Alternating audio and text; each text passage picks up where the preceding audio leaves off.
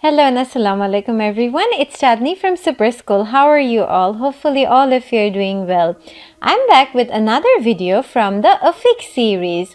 And if you don't know what I'm talking about, then please go back and watch the first part of Affix series, because there I have already spoken about affix and prefix in details. Now today I'm going to cover suffix. But before that, I want to request all of you to like and subscribe my channel and keep me motivating. Yes, please provide your motivation and provide your support so that I can go on, I can go further with all my hard work and dedication. Now, moving on to suffix. What is suffix? So, suffix is an affix, or it's a syllable which we use at the end of the word to change its grammatical function. So, for instance, say beautiful. Now, beauty is a noun, and adding full with it is kind of changing the entire grammatical function of the word and also meaning of the word. So, beautiful is an adjective, but beauty is a noun. By adding full with it, it's becoming an adjective. Like trainer, train plus er, trainer. So train, we know, all of us know what is train. But adding er to it, it's becoming a noun and it means someone who trains. Now let's understand the use of some common suffixes.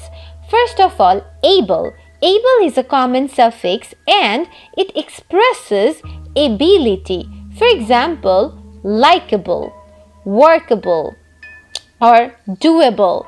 So, like is a verb, but when you are adding able with it, it's changing to an adjective.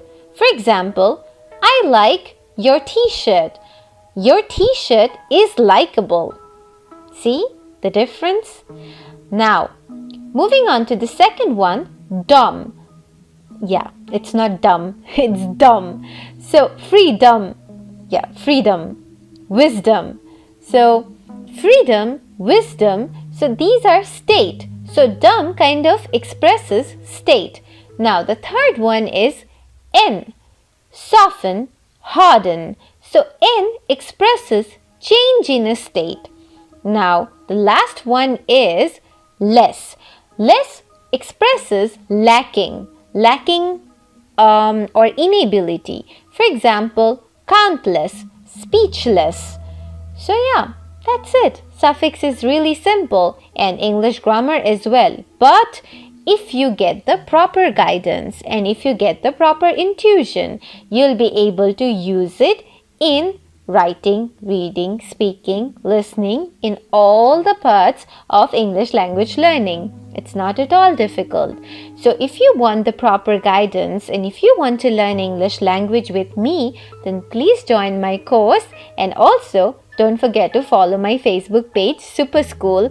And every Thursday I come on live where I do a lot of grammar practice for free. So you can come and join my live session every Thursday.